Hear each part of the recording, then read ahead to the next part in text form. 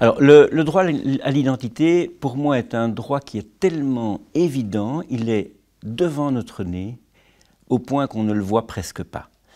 Et donc, on doit vraiment faire un effort pour le penser, le réfléchir et se rendre compte que finalement, il est présent à peu près dans toutes les questions que l'on traite. C'est un droit qui est vraiment fondamental parce qu'il est ce que chacun d'entre nous est.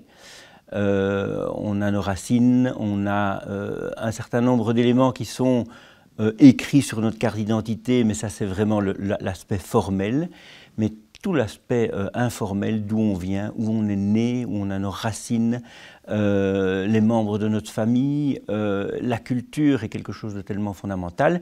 J'ai l'impression qu'on a tous en tête soit une chanson, un film, une odeur d'où on est né, d'où on a vécu, des personnes avec qui on a été. Et c'est finalement tous ces petits éléments qui forgent une personnalité, qui peuvent aussi être constitués de blessures et de difficultés dans la vie, qu'on a ou non pu affronter correctement ou pas.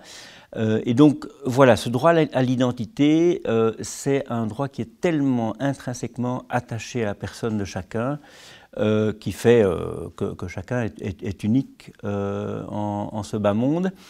Et donc voilà, alors à un moment donné on le décortique de manière un petit peu plus précise et la Convention en parle mais de manière finalement relativement limitée, mais à partir du moment où on commence à creuser, on se rend compte qu'il y a finalement tellement de dimensions qui nécessitent d'être abordées et qui nécessitent d'être préservées, alors qu'on a trop souvent tendance à effectivement les négliger comme quantité, je dirais, subsidiaire ou pas, ou n'ayant pas toute l'importance qu'elle requiert.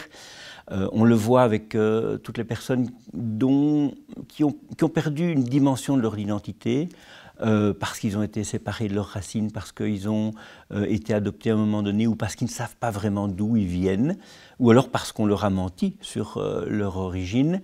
Et on voit que ces éléments-là font que ces personnes-là ont plus de mal à faire face à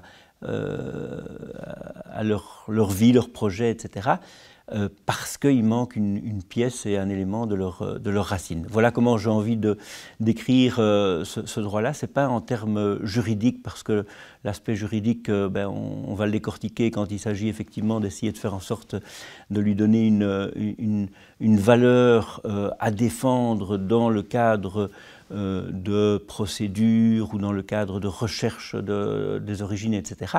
Mais ici, on est beaucoup plus à parler de tous ces petits éléments qui sont presque impalpables individuellement, et donc dont on ne pourrait d'ailleurs même pas identifier chacune des petites pièces, tellement ça forme un tout. Et donc voilà, ici on est beaucoup plus dans les racines et le fondement même de ce droit.